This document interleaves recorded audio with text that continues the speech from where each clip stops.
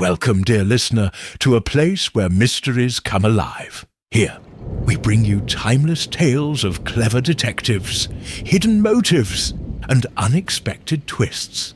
Whether it's the daring charm of Tommy and Tuppence or the keen intellect of Poirot, every story invites you to think, to feel, and to solve the case. Stay curious and welcome to Guardian of the Night Stories. The motor car wound through the autumn-gilded lanes of Surrey with that characteristic precision that its passenger demanded.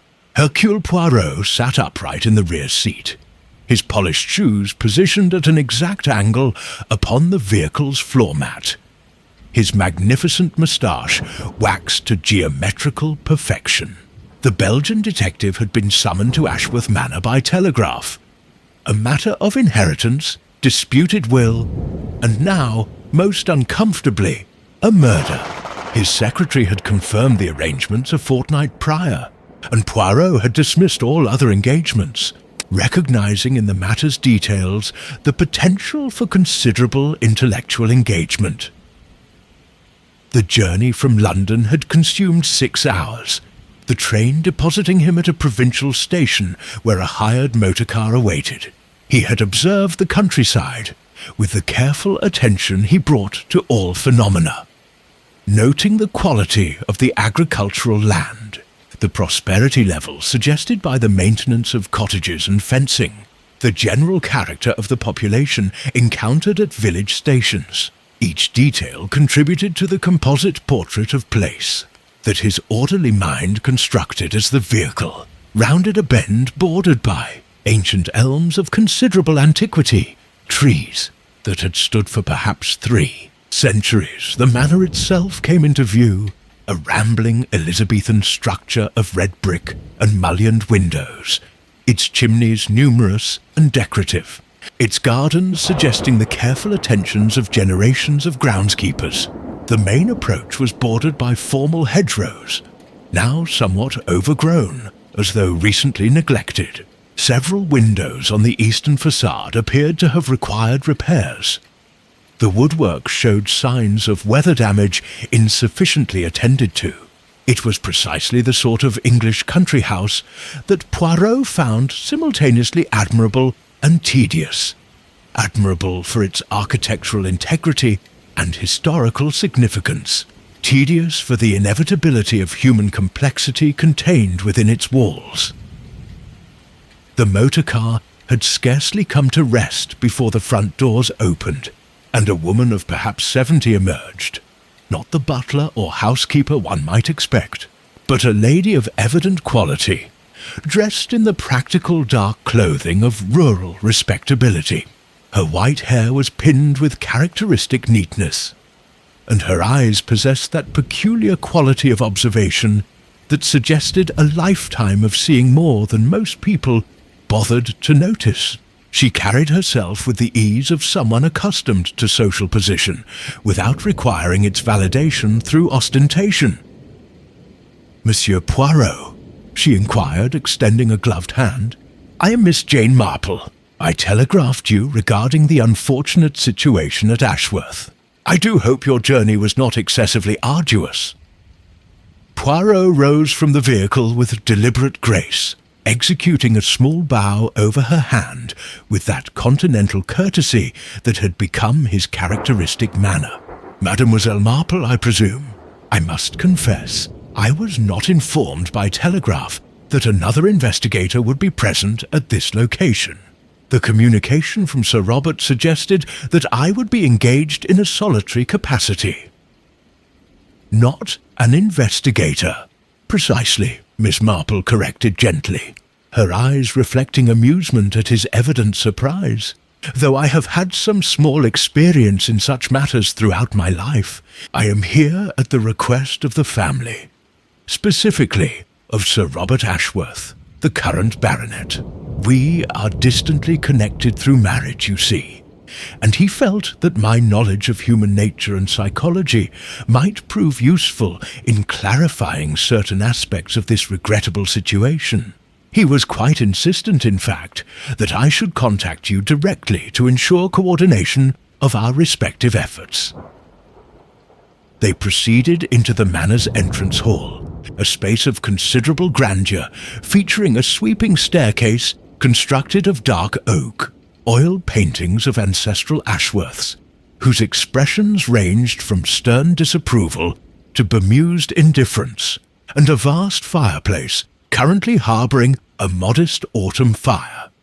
Inadequate to the space's requirements, suggesting either economical considerations or recent neglect of household comfort.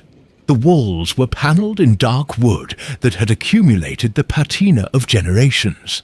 Suits of armour stood at regular intervals, their surfaces dulled by age and incomplete polishing. A butler appeared with the discretion peculiar to his profession, a man of perhaps 60 with the bearing of one who had served in considerable households for decades. He was introduced as Mr. Whitmore, and possessed that particular quality of loyalty, mixed with subtle judgment, that characterized the upper echelon of domestic service. He escorted Poirot to a morning room where Sir Robert Ashworth awaited them, a chamber decorated in the fashion of 30 years prior, with considerable investment in comfort, if not in contemporary stylishness. The furnishings were substantial and of good quality, yet their arrangement suggested that they had not been rearranged for considerable time. Sir Robert was a man of perhaps 65, with the bearing of one accustomed to authority, and the slight weariness of one who had recently experienced considerable shock and responsibility. His hands trembled minutely as he gestured for them to be seated, and his face bore the particular pallor that suggested inadequate sleep and considerable emotional strain.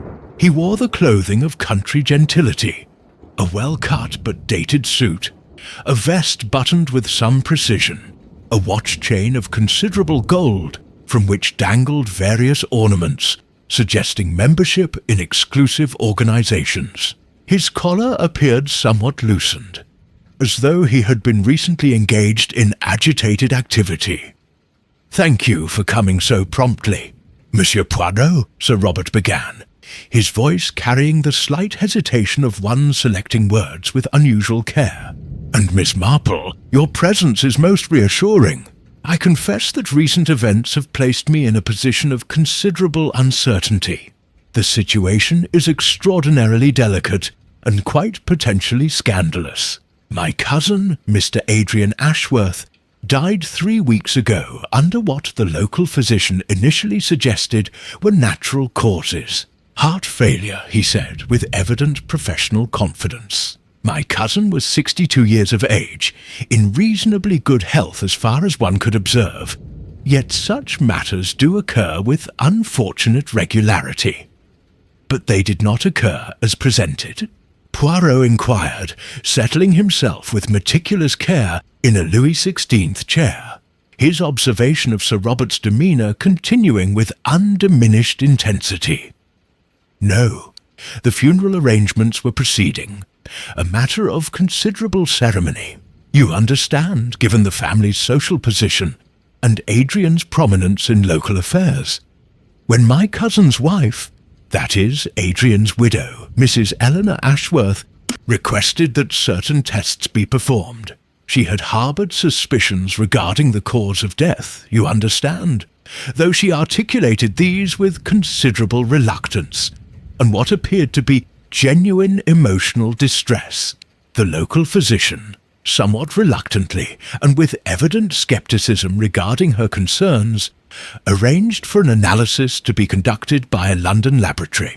The results were extraordinarily disturbing and cast considerable doubt upon the original medical assessment." Sir Robert paused to collect himself, pressing his fingers together in evident distress. When he resumed speaking, his voice had acquired additional gravity and a certain tremulousness that suggested the profound emotional toll the situation had exacted. "Poisoned?"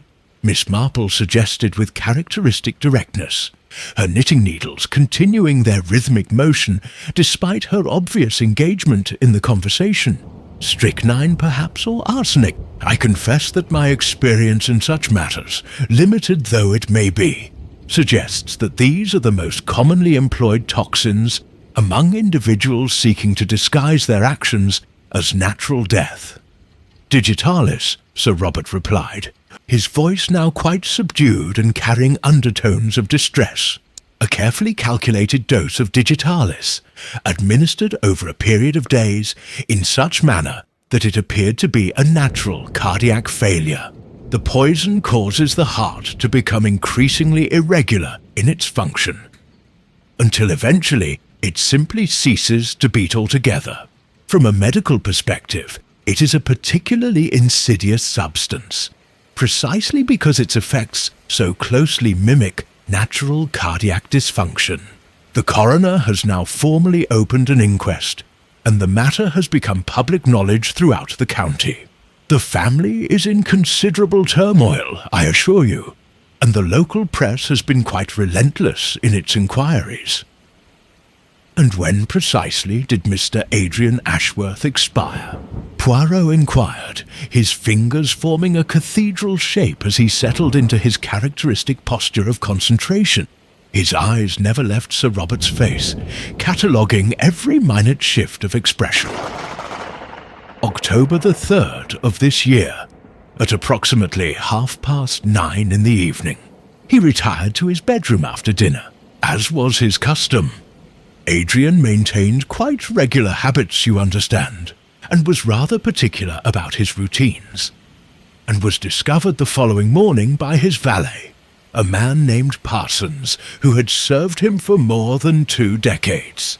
Death appears to have occurred during the night hours, most likely between the hours of 2 and 4 in the morning, based upon the physical evidence and the testimony of the household staff regarding when various individuals retired.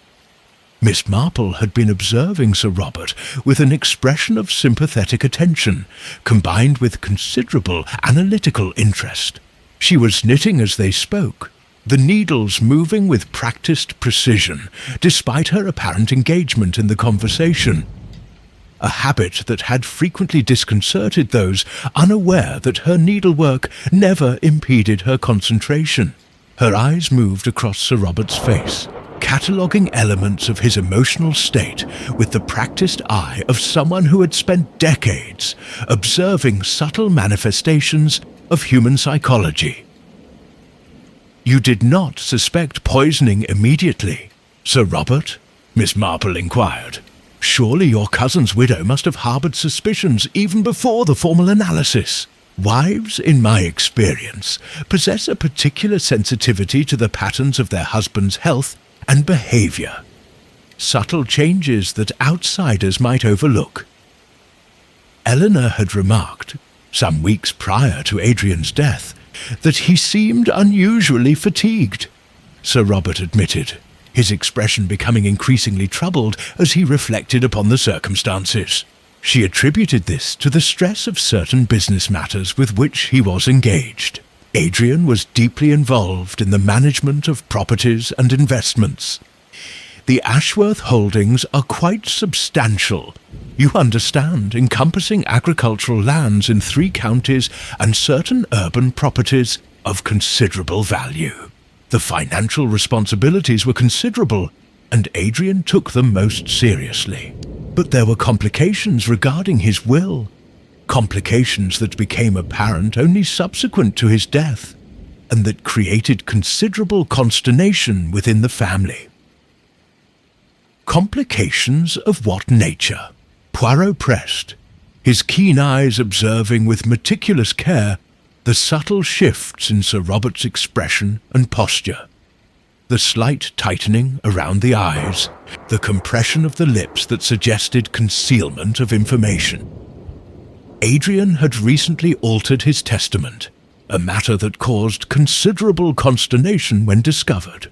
The original document, executed some 15 years prior, when Adrian and Eleanor were first married, left the bulk of his estate to Eleanor, as one would naturally expect given their marital status and the customary arrangements of the time. However, approximately 6 months ago, he modified the arrangement quite substantially, leaving a considerable portion, nearly £30,000, to his nephew, my son Geoffrey. Geoffrey is Adrian's godson, and the two were quite close, having maintained a warm relationship since Geoffrey's infancy. Sir Robert paused, apparently struggling with the emotional implications of what he was revealing. Eleanor discovered the alteration quite by accident when she was examining certain family documents subsequent to Adrian's death, and she was considerably distressed by what she perceived as a diminishment of her anticipated inheritance. The remainder of the estate, of course, still passed to her, but the reduction represented a substantial financial consequence. Poirot and Miss Marple exchanged a glance heavy with significance. Here, unmistakably, was motive. Substantial financial motive, the sort that had motivated countless crimes throughout history. A woman confronted with the unexpected diminishment of an anticipated inheritance, particularly when that woman was no longer young and therefore unable to easily recoup her financial position through remarriage or alternative means, might well consider extraordinary measures to prevent the implementation of such an altered arrangement. You suggest, then, that Mrs. Eleanor Ashworth poisoned her husband? Poirot asked, his tone neutral, but his implications clear. I suggest nothing definitive, Sir Robert replied carefully, his manner becoming increasingly cautious and his words more carefully chosen. I present facts only, Monsieur Poirot. The inheritance has indeed been altered in a manner financially unfavourable to Eleanor. The poison was unquestionably administered, as the laboratory analysis confirms beyond any reasonable doubt. Yet she was genuinely fond of Adrian, or so it appeared to all observers of their domestic arrangement. The household appeared to function harmoniously on the surface. There seemed no particular tension between them that would suggest such desperate and criminal action. Appearances, Miss Marple observed quietly, her knitting needles continuing their rhythmic motion with meditative precision, are frequently deceiving in my experience as an observer of human behaviour. In my village of St. Mary Mead, we had a case somewhat similar in its essential characteristics. A widow of 20 years, standing who poisoned her husband in order to facilitate her marriage to her physician. One would never have suspected from casual observation. They seemed the very picture of conjugal contentment and domestic happiness. Yet the woman harboured quite extraordinary resentments beneath the surface of civility, accumulated grievances that ultimately proved sufficient to overcome her moral scruples. Poirot rose from his chair with characteristic fluidity and moved toward the window, observing the autumn gardens with that comprehensive attention that characterized his examination of all phenomena. His eyes catalogued the state of the landscaping, the condition of the paths, the particular arrangement of the plantings, all details that contributed to the composite portrait of the household's current condition and financial circumstances. Wish now to examine the deceased's bedroom and personal effects with considerable care, Poirot announced, turning back to face his companions with evident determination, and subsequently to interview those who resided in the household during the final weeks of Mr. Adrian Ashworth's life. There are always patterns, you see, Mademoiselle Marple, always patterns that reveal themselves to those sufficiently observant and sufficiently attentive to the subtle manifestations of human behaviour and psychology. The little grey cells, as I am fond of suggesting, must be engaged in the process of observation and analysis with unflinching dedication. Adrian Ashworth's bedroom was a chamber of masculine restraint located on the second floor of the manor, reached by way of a substantial staircase and a corridor hung with portraits of various Ashworth ancestors. The room measured perhaps 20 by 25 feet, and was decorated in the fashion of the previous century, with dark wood furnishings, a substantial bed with blue damask hangings of considerable age, and windows that overlooked the formal gardens, and, in the distance, the agricultural lands that comprised a portion of the Ashworth holdings. The room had been meticulously maintained since the death, yet Poirot's examination suggested that nothing of particular significance had been disturbed from its original state.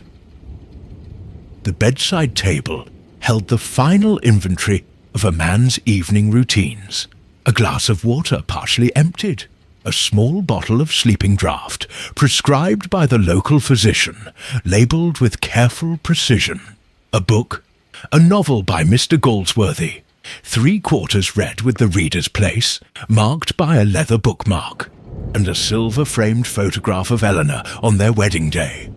A portrait of a woman considerably younger, her expression animated with the prospect of married life, her beauty evident despite the photographic technology of the era. Miss Marple examined the photograph with particular attention, settling her spectacles with deliberate care. She was lovely in her youth, she observed, though one notes that even then there was something calculating in the arrangement of her features. The eyes do not reflect the smile. It is the sort of expression one observes in individuals who are very much aware of themselves and the impression they are creating. Observation of considerable acuity, Poirot acknowledged, his own examination of the photograph revealing subtle nuances of expression that corroborated Miss Marple's assessment. Yet photographs often deceive. The camera captures only surfaces, not essences. The soul behind the eyes is frequently invisible to such mechanical processes.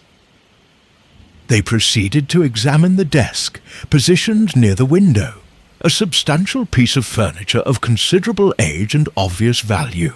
Here lay the instruments of Adrian's correspondence, writing paper of good quality, fountain pens of various ages, bottles of ink arranged with precision. Poirot's examination suggested that Adrian had been a man of methodical habits, one who maintained considerable order in his personal arrangements.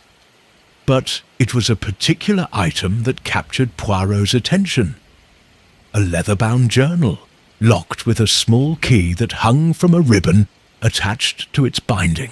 The lock had been recently forced, leaving marks on the leather where a tool had been applied with some force. Someone has been reading Mr. Ashworth's private reflections, Poirot observed. The lock has been broken quite recently. Observe the lack of oxidation on the interior of the key mechanism, the freshness of the exposed wood at the lock's edge. A widow seeking to understand her deceased husband's affairs, Miss Marple suggested, or perhaps someone seeking to conceal evidence. Poirot opened the journal carefully, revealing pages written in Adrian's hand, reflections upon business matters, personal observations, and scattered entries dating across the previous 18 months. One entry, dated approximately 4 months prior, proved particularly illuminating. I have made a decision that will undoubtedly create considerable consternation within the family. Yet my conscience compels me to action. Geoffrey deserves security, deserves to have his future established through means not dependent upon the goodwill of his father. I have therefore modified my testament to provide him with £30,000, a sum that should prove sufficient for him to establish himself in business or to invest prudently for his future.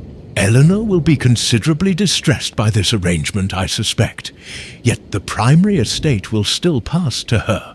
She cannot claim deprivation, though I anticipate she will harbour considerable resentment. But a man must follow his conscience, regardless of the domestic complications that may ensue. Here is confirmation of motive, Miss Marple observed quietly. A wife learning of an alteration to the will that reduces her anticipated inheritance. Yet it is also evidence of intention. The fact that Adrian deliberately chose to provide for his godson, and that he anticipated Eleanor's resentment. But if Eleanor knew of this intention, would she not have confronted him? Poirot mused. Why wait for his death to discover the alteration? Unless she did confront him. Miss Marple completed the thought, and the confrontation proceeded to actions of considerably greater consequence. They proceeded to interview the household staff with systematic care.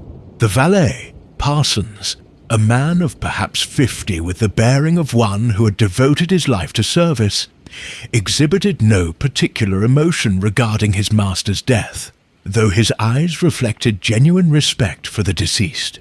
He had served Mr. Adrian for 23 years, he explained, and had observed no unusual circumstances in recent weeks, save that the master had seemed unusually fatigued and had requested his sleeping draught with increasing frequency. Did you observe Mr. Ashworth consuming anything else regularly? Miss Marple inquired with characteristic precision. Tea, perhaps, or some particular cordial? Herbal preparations of any sort? Parsons considered the question with evident care, his professional discretion preventing him from offering observations that might be construed as gossip or inappropriate comment regarding family matters. There was a medicinal wine that the mistress prepared for him, Parsons acknowledged eventually. She had become quite concerned with his health, you understand. She had obtained the recipe from a German physician who visited the house last spring, a gentleman who appeared to take a considerable interest in Mrs. Eleanor's well-being as well as the master's. She would bring this wine to him each evening at dinner, usually in a small crystal glass. The master would consume it quite regularly, and it appeared to provide him some comfort.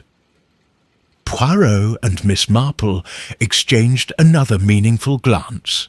Here, clearly and unmistakably, was the delivery mechanism for the digitalis, a means by which poison could be administered regularly without arousing suspicion, particularly if the victim believed he was consuming something beneficent to his health.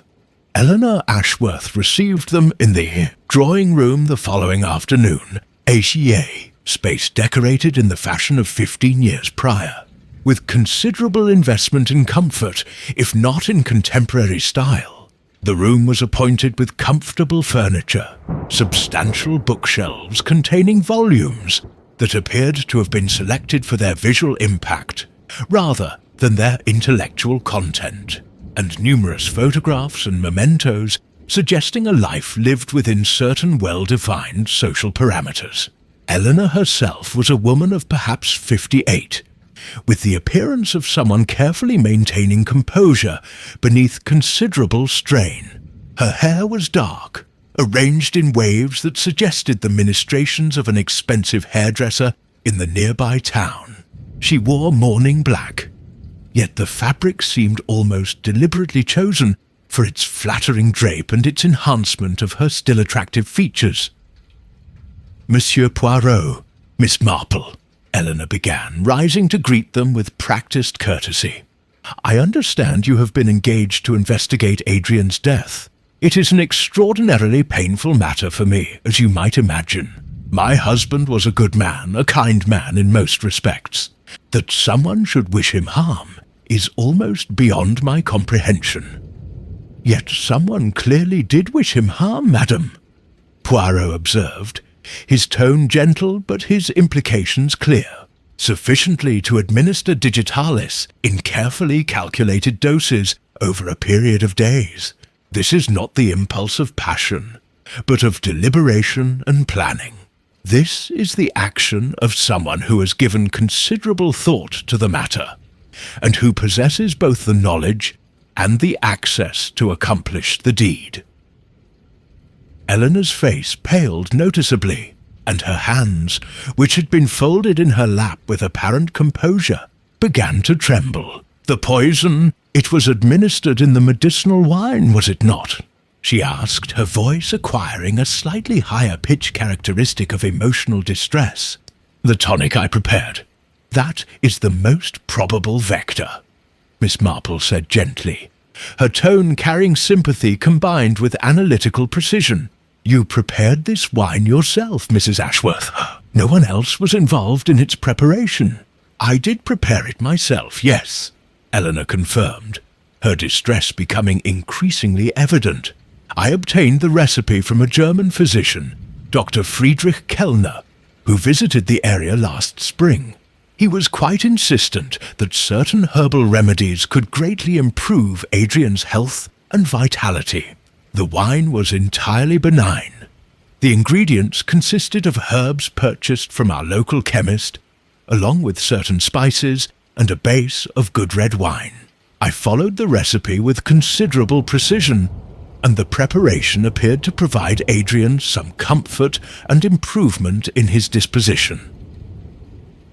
And who had access to these ingredients? Poirot pressed. Who might have altered the preparation without your knowledge? Virtually anyone in the household, Eleanor admitted, her voice becoming increasingly faint. I prepared the wine in the pantry each afternoon, and it was left upon a shelf to be retrieved for dinner. The servants could have approached it quite easily. My stepson Geoffrey could have. But no, that is preposterous. Geoffrey was devoted to Adrian. He would have no reason whatsoever to harm him. Yet there was something in Eleanor's expression. A sudden uncertainty, a flicker of doubt. That suggested she harboured thoughts she was reluctant to articulate, possibilities she had considered but found too distressing or too incriminating to voice. Mrs. Ashworth, Miss Marple inquired with characteristic gentleness, did you harbour any suspicions regarding the origin of your husband's fatigue?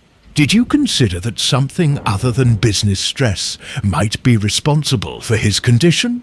Eleanor considered the question carefully, and when she responded, her words came slowly and with evident reluctance. I did wonder, she confessed. I wondered if perhaps Adrian was engaging in activities of which I was unaware, if his business matters might be more serious than he had suggested. I also wondered if perhaps his feelings toward me had altered, if the distance I sometimes perceived between us was indicative of something more significant. But I did not truly consider that someone might be deliberately poisoning him. Such thoughts seem almost theatrical when one considers them in the clear light of day. Geoffrey Ashworth, when interviewed separately in the library of Ashworth Manor, proved to be a young man of perhaps 30, with the appearance of one comfortable in society, yet considerably less comfortable with suspicion. His features bore a resemblance to his father, Sir Robert, yet possessed an openness of expression and a certain lack of guardedness that suggested a nature less accustomed to concealment. He was the legitimate heir to his father's considerable holdings and stood to benefit considerably from his godfather's death, given that the modified will had designated him to receive £30,000, a sum that would substantially augment his financial position. I knew Adrian intended to leave me a portion of his estate, Geoffrey explained, his demeanour suggesting genuine appreciation for his godfather's generosity.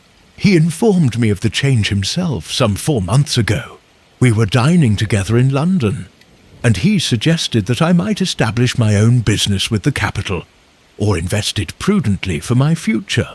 He seemed quite pleased by the arrangement, genuinely concerned that I should have the resources to pursue whatever path I believed most advantageous. "And your stepmother?" Miss Marple inquired, her knitting needles continuing their rhythmic motion. "Was she aware of your good fortune?" "She was initially distressed," Geoffrey admitted with evident discomfort, but Adrian assured her that his primary estate would still pass to her, and that he merely wished to secure his nephew's future. Eleanor seemed to accept this explanation, though I noted a certain coolness in her manner thereafter whenever we encountered one another. I attributed this to wounded pride or disappointment, but I did not consider it particularly significant at the time. You did not consider that she might harbour intentions to prevent the implementation of this arrangement, Poirot suggested, his tone remaining neutral, but his implications clear. Geoffrey's expression shifted suddenly, comprehension dawning in his eyes. You believe that Eleanor poisoned Adrian in order to prevent the inheritance? But that is preposterous. If Adrian were to die, the will would be implemented regardless. The poison would accomplish nothing except to remove her husband. Unless, Miss Marple observed quietly, the poison was intended for a different victim entirely, or unless Mrs. Ashworth harboured other motivations beyond the simple prevention of the inheritance alteration. The household cook, a woman of perhaps 55 named Mrs. Pemberton, provided additional illuminating details when interviewed in her domain of the kitchen, a space of considerable size and activity, redolent with the sense of cooking and of herbs hanging from the rafters to dry. She had observed Mrs. Eleanor's behaviour in recent weeks with the unsentimental eye of one who had spent 3 decades observing the domestic arrangements of the gentry, and who had developed considerable insight into human nature through decades of proximity to it. She was distant with him, Mrs. Pemberton observed, her hands continuing to work with the vegetables she was preparing, despite her obvious engagement in the conversation, polite enough in company. But I observed her examining his correspondence when she thought herself unobserved. And there was a gentleman caller, a Dr. Kellner, as I recall, who visited on 3 separate occasions and spent considerable time alone with Mrs. Eleanor in the morning room. This Dr. Kellner, Poirot said carefully. Describe him in detail, if you would be so kind. A man of perhaps 45, with German accent and manner, Mrs. Pemberton recalled with the clarity of one who possessed genuine powers of observation, quite distinguished in appearance, with dark hair greying at the temples, and a manner that suggested considerable confidence in his own importance. He seemed to exercise considerable influence over Mrs. Eleanor. On one occasion, I chanced to be placing additional logs in the fireplace adjoining the morning room, and I heard raised voices, her saying something about patience, and him replying that circumstances must be resolved promptly, or all would be lost. Eleanor's lady's maid, a woman of perhaps 30 named Margaret, provided yet another perspective when interviewed privately in her small room off the main corridor. She had served Eleanor for 5 years and possessed that particular closeness that developed between mistress and servant when proximity and routine created bonds of familiarity. Mrs. Eleanor was distressed about the will, Margaret confirmed. Not distressed in an angry manner, you understand, but in a sort of resigned manner. It was as though she had accepted some terrible burden or consequence that she could not alter. She would sometimes sit for hours in her sitting room, not reading or engaged in needlework, simply staring out the window toward the gardens. And her relationship with Dr. Kellner, Miss Marple inquired. How would you characterize that association? Margaret hesitated, clearly struggling with the discretion expected of her position, combined with the importance of honesty in the context of a murder investigation. There was an attachment, Margaret confessed eventually. Not improper in the physical sense, but an emotional connection that seemed to transcend the professional relationship between physician and patient. Mrs. Eleanor seemed to anticipate his visits, seemed to prepare herself with particular care when he was expected to arrive, and after his departure she often seemed distressed, as though conversations between them had left her with concerns or anxieties previously absent.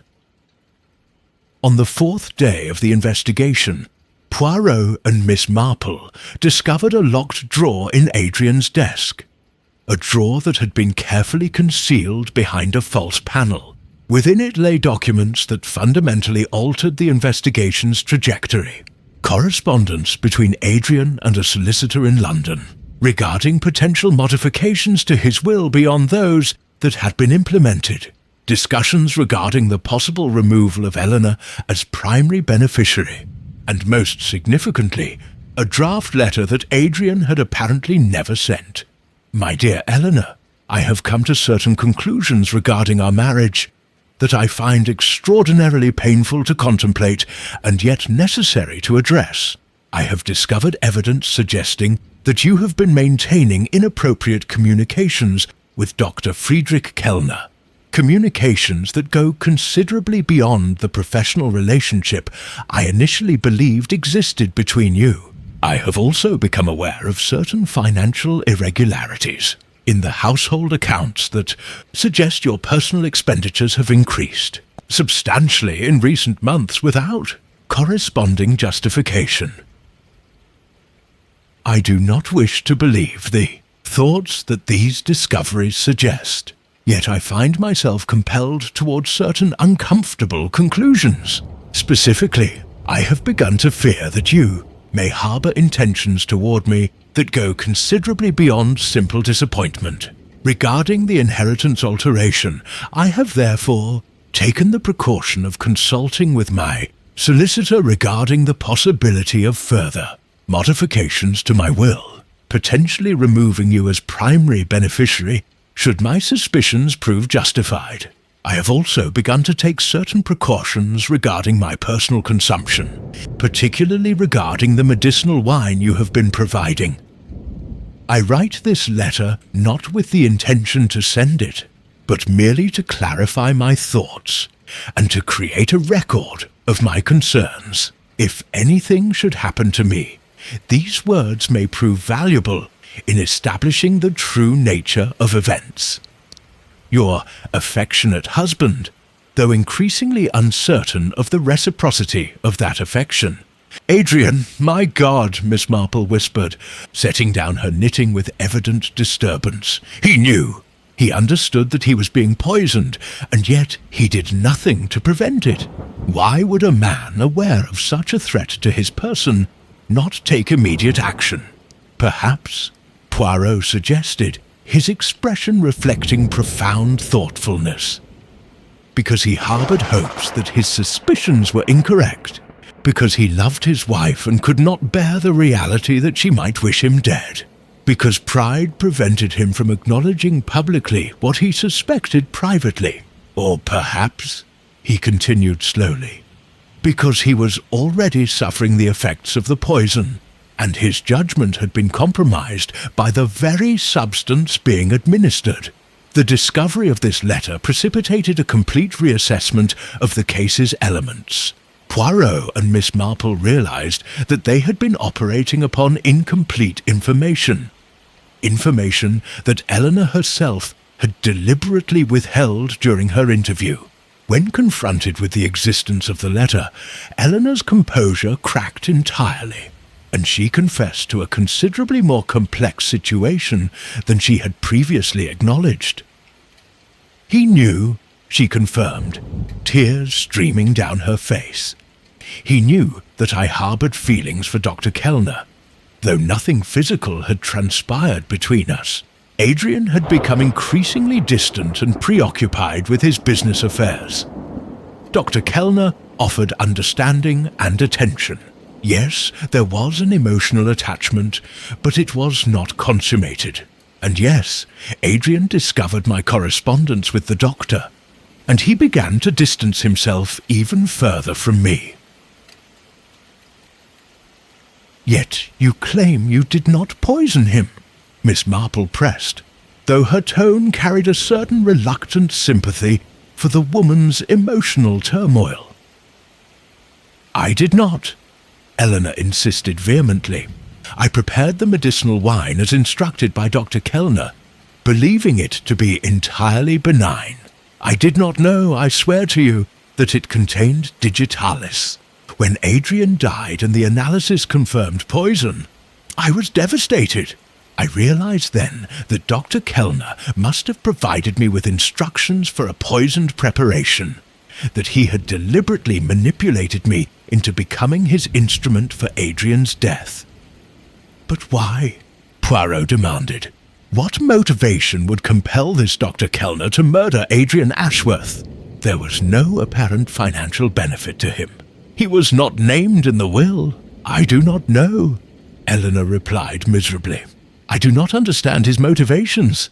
He spoke of his admiration for me, of his desire to remove the obstacle that stood between us, meaning Adrian.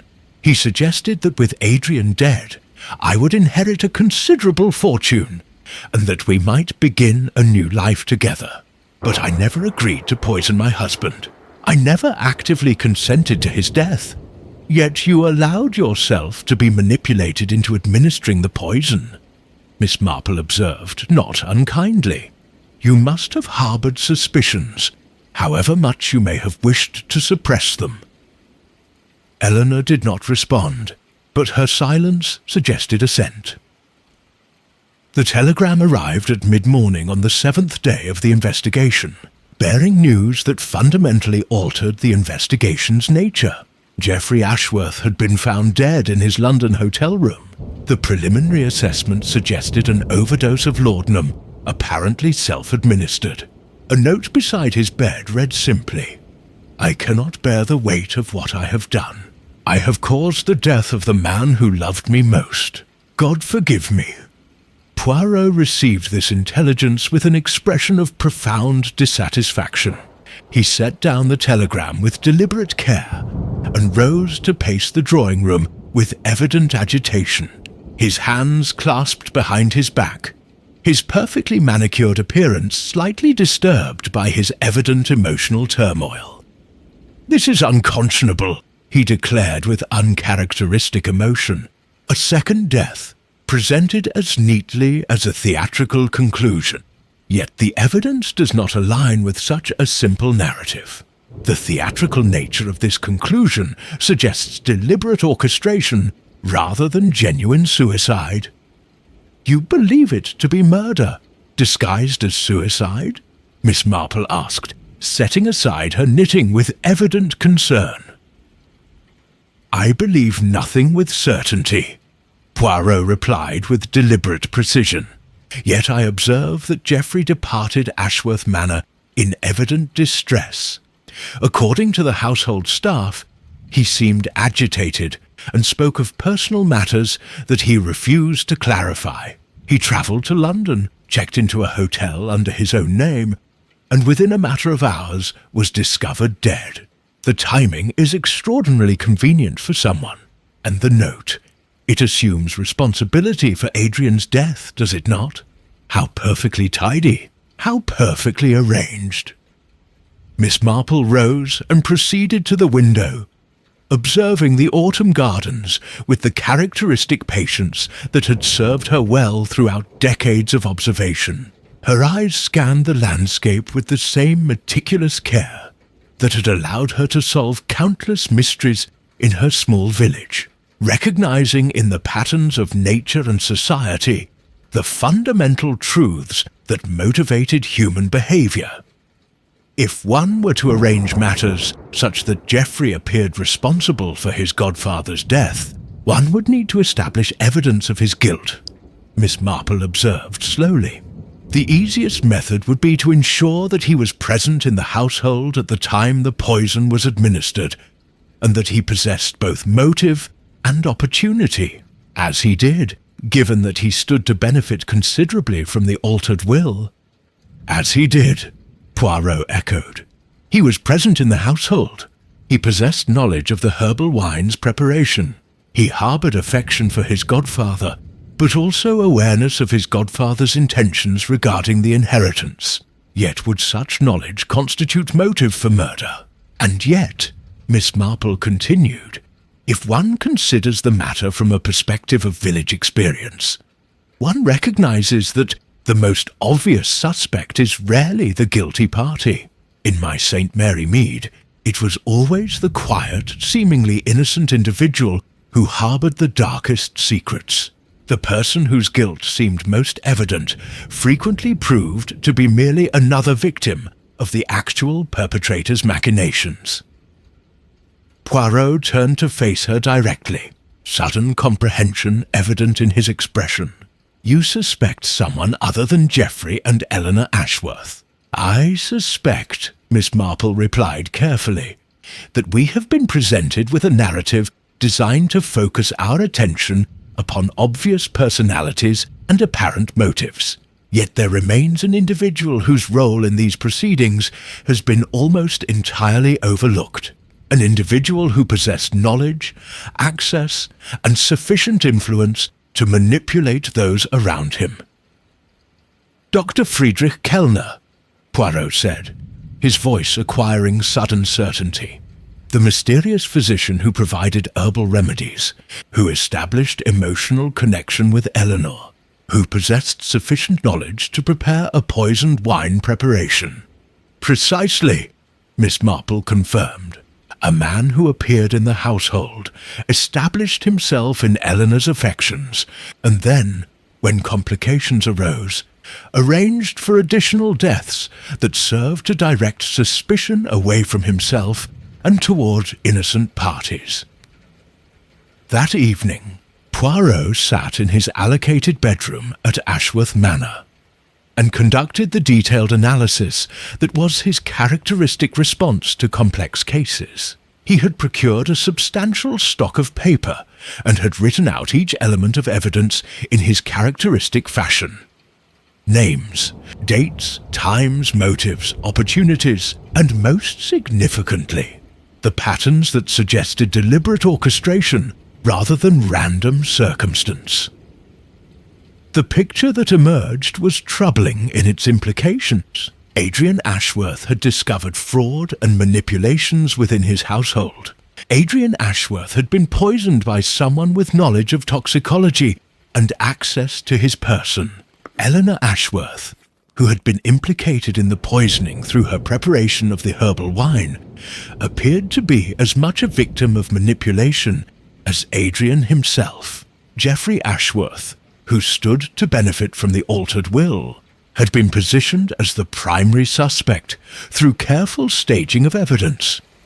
And beneath it all, orchestrating events with calculated precision, was Dr. Friedrich Kellner, a man who had appeared in the household with plausible professional credentials, who had established himself as both Eleanor's confidant and Adrian's physician, and who had possessed sufficient knowledge and influence to accomplish the elaborate scheme that had resulted in 2 deaths and the positioning of innocent parties as perpetrators. But to what end? This remained the central puzzle. What motivation would compel Kellner to orchestrate such an elaborate scheme? What was the ultimate objective? Simple murder for hire would have been considerably less complex and considerably less risky. Poirot's analysis was interrupted by the arrival of a letter, delivered by messenger from London. The letter bore the insignia of Scotland Yard, and contained intelligence that proved extraordinarily illuminating. Regarding Dr. Friedrich Kellner, stop currently sought by Berlin. Authorities for insurance fraud, stop known. Associate of criminal elements, stop warrant issued for extradition, stop Scotland Yard. Informed and actively pursuing leads. Regarding whereabouts, stop. Here was the crucial revelation. Dr. Kellner was not a legitimate physician at all, but rather a professional criminal whose specialty was the orchestration of elaborate inheritance schemes and insurance frauds. The poisoning of Adrian Ashworth, the subsequent death of Geoffrey Ashworth, all of these appeared to be elements of a carefully constructed criminal enterprise designed to manipulate inheritances and financial arrangements for personal gain.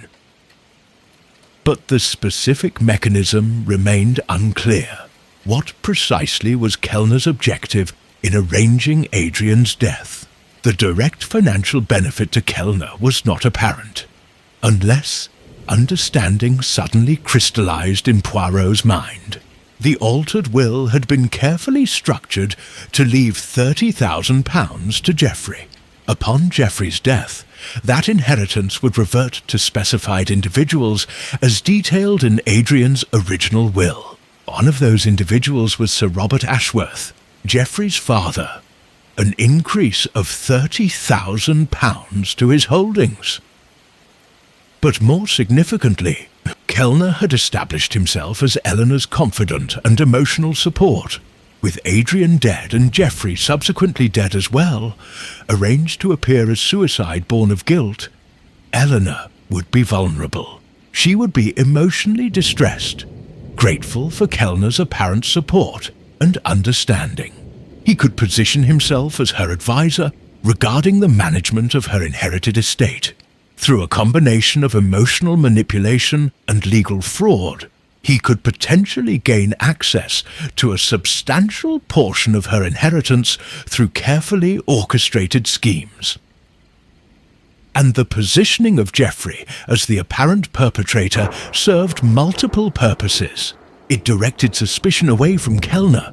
It appeared to resolve the case through a convenient conclusion. And it created a narrative that would satisfy official investigators and prevent them from pursuing deeper inquiry into Kellner's true role.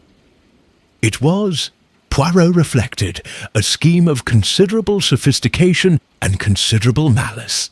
It was designed to leave multiple innocent individuals as potential suspects, while the actual perpetrator escaped with his manipulations either undetected or insufficiently prosecuted.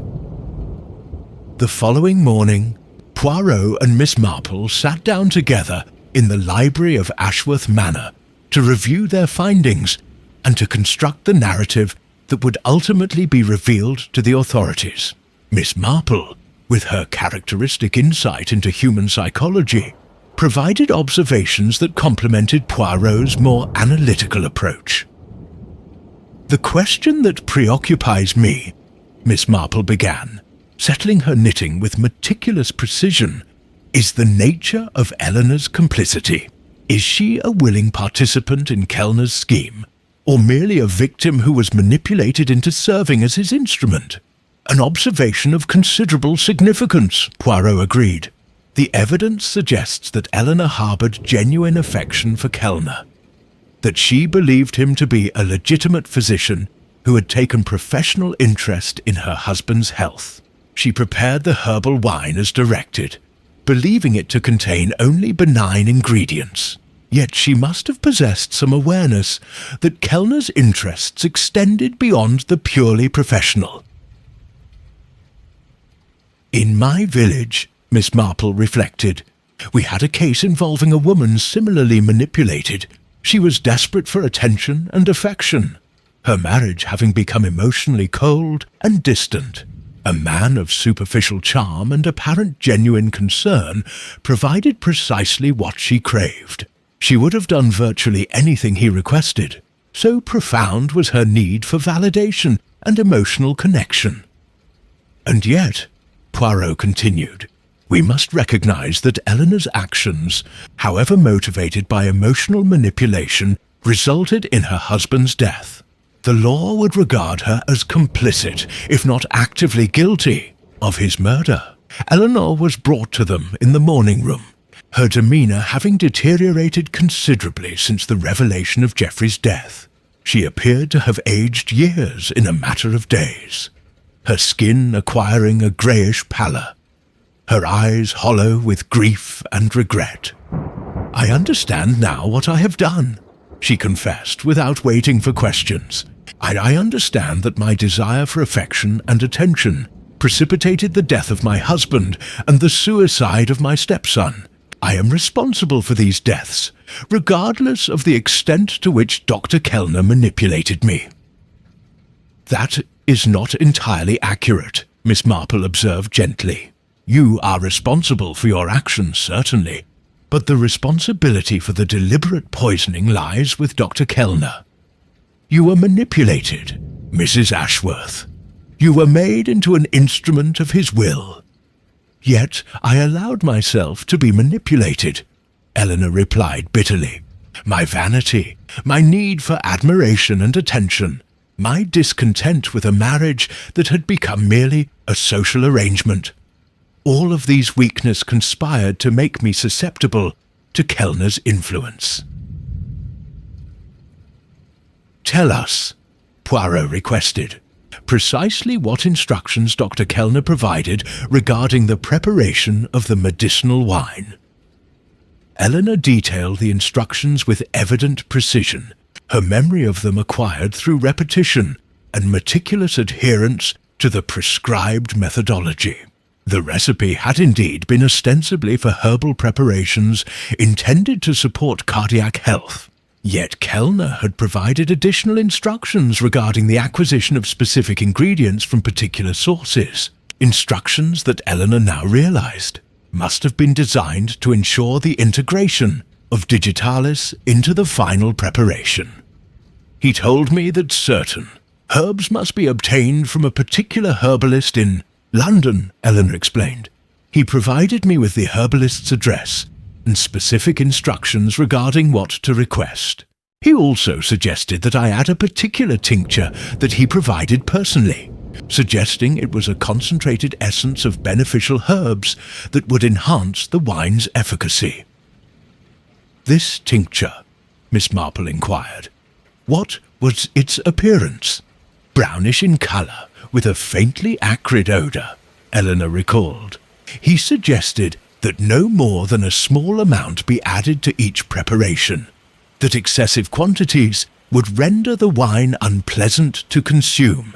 The digitalis, Poirot said with certainty, concentrated digitalis tincture added in carefully calibrated quantities to ensure gradual accumulation in Adrian's system, without arousing suspicion regarding the cause of his symptoms. Scotland Yard's investigation ultimately identified Dr. Friedrich Kellner in Vienna, where he had fled following Geoffrey's death. Documents secured during his apprehension revealed his extensive criminal history. 13 previous victims across 3 countries, all poisonings disguised as natural deaths, all following a remarkably similar pattern. Kellner would position himself within wealthy households, establish emotional connections with vulnerable individuals, typically women, manipulate those individuals into serving as instruments for the poisoning of primary beneficiaries, and then utilize the subsequent confusion and emotional turmoil to gain access to substantial portions of inherited estates through fraud and legal manipulation. The trials extended across several months, with Poirot and Miss Marple providing expert testimony regarding the methods employed and the psychological manipulation utilized to achieve the criminal's objectives. The final confrontation between Poirot, Miss Marple, and the apprehended criminals took place in the offices of Scotland Yard, with various investigating officials present in an atmosphere of considerable formal gravity. Vincent Ashworth, revealed to be Kellner's associate and collaborator in the scheme, was brought from his cell, and his transformation from the civilized, cultured gentleman who had resided at Ashworth Manor was remarkable and troubling. His face had hardened, his courteous manner evaporated, and his eyes reflected the cold calculation of someone for whom human life carried no moral weight whatsoever. You have constructed an elaborate narrative regarding my supposed crimes, Vincent declared with evident disdain, his voice carrying the particular confidence of someone who believed himself intellectually superior to his interrogators. Yet the evidence remains largely circumstantial. No poison was discovered upon my person. No documents exist proving my involvement in the poisoning scheme. You have built your accusations upon psychological theory and supposition. You are partially correct, Poirot replied with characteristic precision, his demeanour suggesting courteous acknowledgement rather than concession. The evidence indeed relies upon psychological interpretation and logical deduction rather than crude physical demonstration. Yet there are also concrete facts that support our conclusions with considerable force. He proceeded to detail the evidence. Methodically, the herbal samples sent to the laboratory, the ones supposedly analyzed for benign composition, had in fact been modified through Kellner's direct instruction to include digitalis. Documentation of this correspondence had been obtained from the chemist's records in London. The particular pattern of digitalis administration matched precisely the methodology that forensic experts had determined would produce the observed symptoms in Adrian Ashworth's final weeks of life. Furthermore, Miss Marple added quietly, her voice carrying the particular authority of someone who had demonstrated exceptional insight into human motivation, Geoffrey Ashworth maintained a detailed diary, discovered during examination of his effects in London. In it, he recorded his growing suspicions regarding your true nature and your influence over Mrs. Eleanor.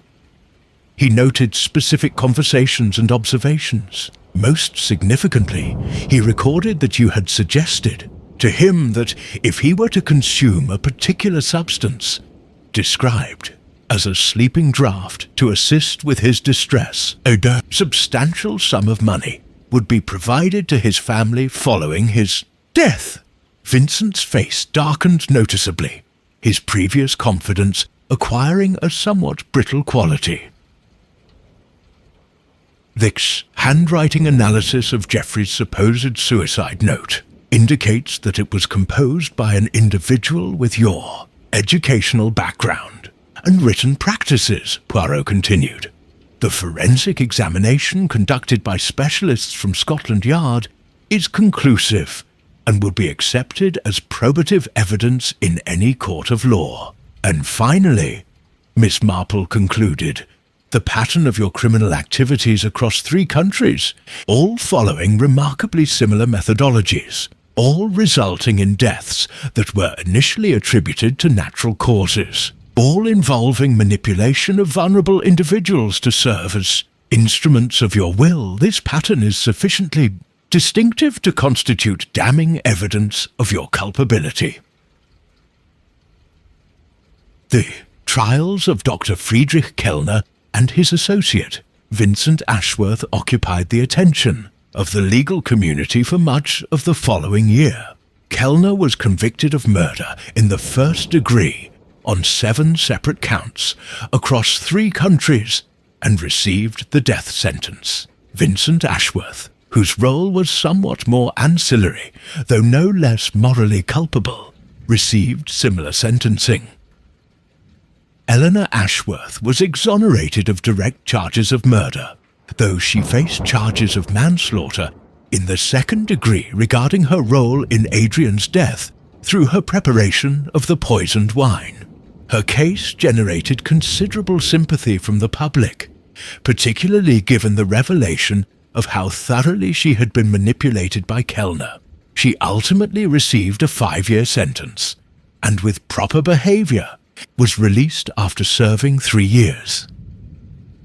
Geoffrey's death, though initially ruled as suicide, was ultimately reclassified as murder following the revelation of Kellner's involvement. This change in classification provided some comfort to his parents, as it established that he was not in fact responsible for Adrian's death, and that his death itself was a deliberate crime, perpetrated by Kellner rather than a voluntary act. Sir Robert Ashworth, despite the complications surrounding his inheritance, ultimately donated a substantial portion of his additional wealth to charitable organizations dedicated to supporting women who had been victims of romantic fraud or psychological manipulation.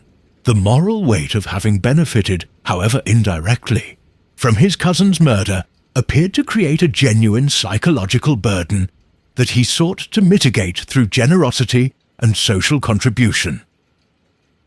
The local physician, Dr. Hastings, published a detailed account of the poisoning methodology in a prestigious medical journal.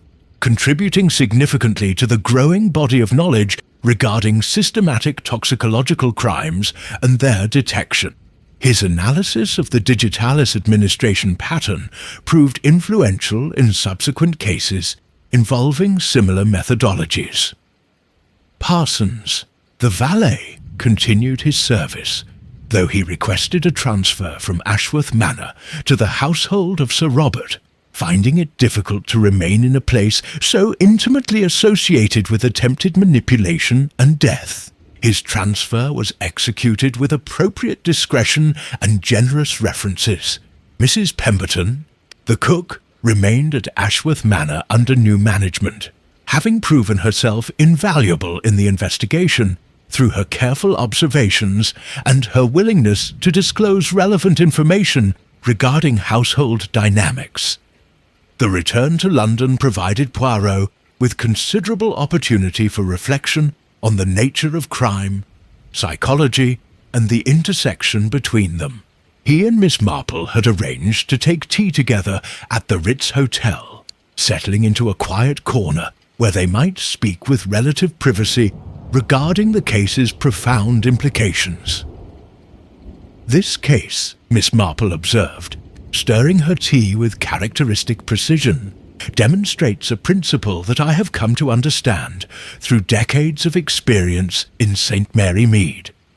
The most dangerous criminals are not those driven by passion or immediate desperation, but those possessing both intelligence and the capacity to observe human psychology with clinical accuracy."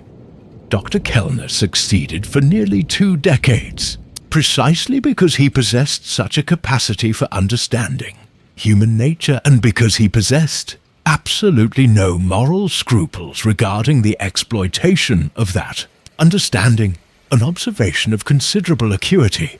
Poirot replied with genuine admiration. Yet I would venture to suggest that their very understanding of human nature ultimately proved their undoing. They could not resist patterns. They recreated the same scheme repeatedly, each time believing themselves more clever than before, each time refining the methodology based upon previous successes. It is the arrogance of the intelligent criminal that frequently provides their exposure. Or perhaps, Miss Marple suggested with characteristic wisdom, it is simply that patterns, when repeated, eventually become visible to those sufficiently observant to see them. In my village, we have a saying that has proven remarkably accurate. If something occurs once, it may be chance. If it occurs twice, it may be coincidence.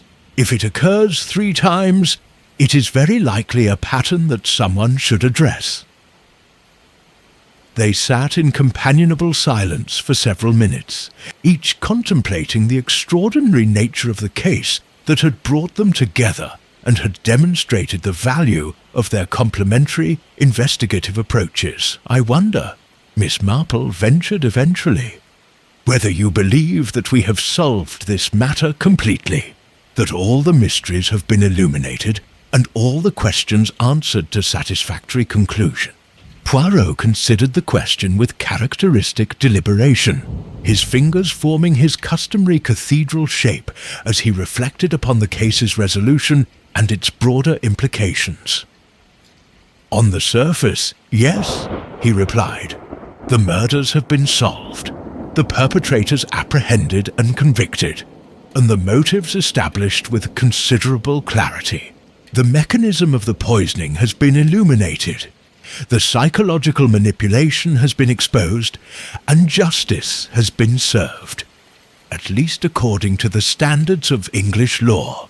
Yet one might suggest that the deeper mysteries remain, the mysteries of human motivation, of the capacity for calculated evil existing alongside surface respectability, of the manner in which intelligent individuals rationalize crimes that ordinary people would find incomprehensible." "The psychological mysteries," Miss Marple agreed, "good that persist long after the legal mysteries have been resolved and justice has been served." "Precisely," Poirot continued. "The cases of crime when one examines them with sufficient care and intellectual rigor, are frequently far less complex than the psychology of those who commit them.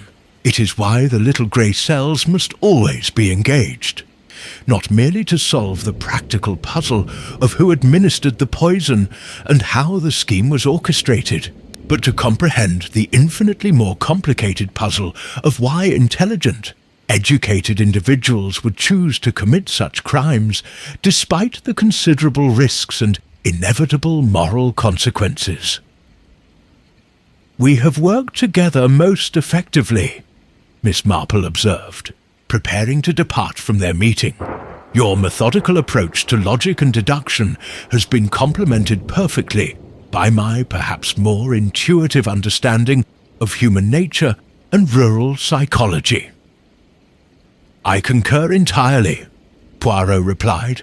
"I believe we have demonstrated that our respective methodologies, while different in their application and their underlying philosophical foundations, frequently arrive at similar conclusions through complementary routes of investigation and analysis. I should be most grateful for the opportunity to work together again in future investigations. And I should be delighted to assist you in such endeavours," Miss Marple responded, "though I do hope that the circumstances might be somewhat less tragic than those we have just concluded. The collateral damage of this case, the lives disrupted or destroyed, weighs upon my conscience considerably." "As it should," Poirot replied with appropriate solemnity. "Yet we must recognize that our efforts, while insufficient to prevent the initial tragedy, ultimately served to expose the perpetrator and to prevent further crimes. In that knowledge, we may perhaps find some small measure of satisfaction and moral justification for the considerable effort we have invested in this investigation." As the autumn evening descended upon London, and the Ritz's electric lights began to illuminate the dining room with warm, golden illumination, Poirot and Miss Marple concluded their discussion with mutual respect and appreciation for the intellectual and moral collaboration they had established. The case of the Ashworth inheritance was ultimately recorded in Scotland Yard's archives as one of the most complex conspiracy murders of the era. The psychological dimensions of Dr. Friedrich Kellner and Vincent Ashworth's criminal activity were analysed extensively in criminological journals and psychological publications, and their methodology became a standard reference point for investigators seeking to identify similar schemes of psychological manipulation and systematic murder. Eleanor Ashworth, following her release from imprisonment, lived a life of considerable retirement and charitable work, ultimately becoming involved in advocacy, supporting women who had been victims of romantic fraud or psychological manipulation. Her quiet but persistent efforts contributed to greater awareness regarding predatory behavior and manipulation within society's upper reaches. The village of Ashworth itself gradually returned to its ordinary rhythms, though the manor remained somewhat associated with the tragedy that had occurred within its walls. It eventually passed to a distant relative, and while it continued as a residence of considerable respectability, the stain of the events of that autumn never entirely faded from local memory or regional history. And in her small cottage in St. Mary Mead, Miss Jane Marple would occasionally refer to the Ashworth case when discussing matters of crime and psychology with her friends and village acquaintances. She would note with characteristic wisdom that it demonstrated how carefully evil could hide beneath surfaces of respectability and normality, and how the careful observation of human nature, an observation accumulated through decades of village life and intimate knowledge of human behavior, frequently illuminated dangers that more conventional investigation might overlook or misinterpret. For Hercule Poirot, the case remained one of considerable personal significance. The collaboration with Miss Marple had demonstrated that investigative brilliance manifested in multiple distinct forms, and that the patient, careful observation of village life and human nature frequently provided insights that matched or exceeded those derived from more sophisticated or purely analytical methodologies. He would refer in subsequent years to the value of Miss Marple's particular gift for perceiving human nature and human motivation, and would acknowledge to various acquaintances that some cases benefited considerably from the perspective of someone who had spent decades in a small English village observing the infinite variations of human behavior that occurred in circumstances of intimacy, proximity, and social constraint. The Ashworth case represented, in many ways, the culmination of a particular era in detective work, an era in which the careful analysis of psychological motivation, combined with patient observation and logical deduction, could still achieve results without dependence upon the increasingly technical methodologies that would come to characterize the 20th century's approach to criminal investigation. It was a case that demonstrated the enduring power of human insight, carefully applied and rigorously analyzed to unravel even the most elaborate schemes of deception and manipulation.